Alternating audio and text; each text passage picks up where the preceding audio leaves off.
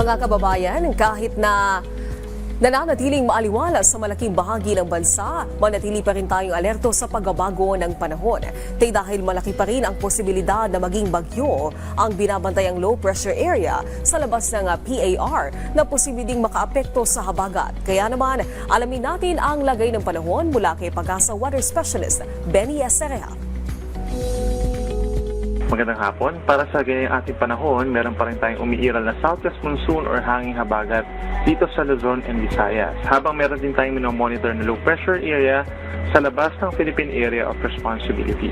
As of 8 in the morning ay nasa 1,225 kilometers ang sentro ng low pressure area east-northeast ng extreme northern Luzon. Itong LPA mataas po ang tsansa na maging isang tropical depression or mahinang bagyo sa susunod na 24 oras. Samantala, kikilos naman palayo ang nasabing low pressure area palayo ng ating kalupaan.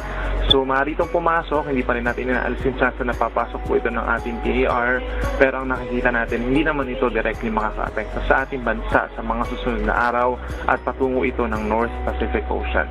Pinakauulanin sa ngayon dahil sa habagat ng Ilocos Region, Batanes, Babuyan Islands, Abra, Benguet at Zambales. So make sure po na meron pa rin daladalang payong kung lalabas ng bahay.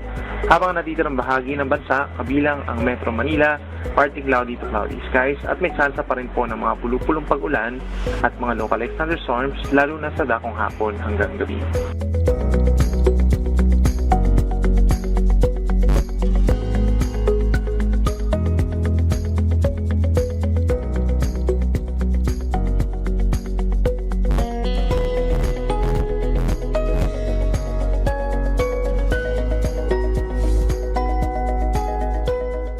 So far, wala naman tayong gale warning na nakataas. So papayagan pa rin pumalaot ang ating mga kababayan na nangingisda sa ating mga baybayin. And for this month of August, asahan po natin ang 2 hanggang 3 bagyo sa loob ng ating PAR. Ang susunod na pangalan ng bagyo ay Pagbian at Goryeo. Narito naman ang update sa water level ng ating mga dams.